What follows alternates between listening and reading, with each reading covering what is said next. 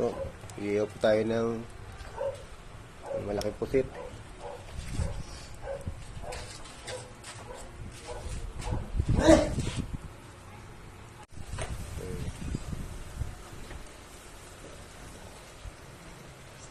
Balikan po natin yung pusit. Kasi makapal po yung laman yun. Kaya medyo kailangan agarin ng ang pagbabaliktad para pa sabay-sabay sila ng luto.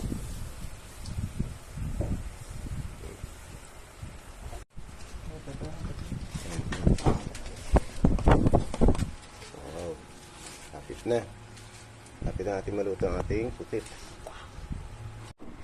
Luto na po ang ating pusit.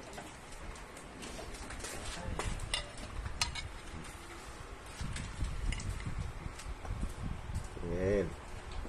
Ako po ang taga-video ko. Ayan. Ang galing niya mag-video.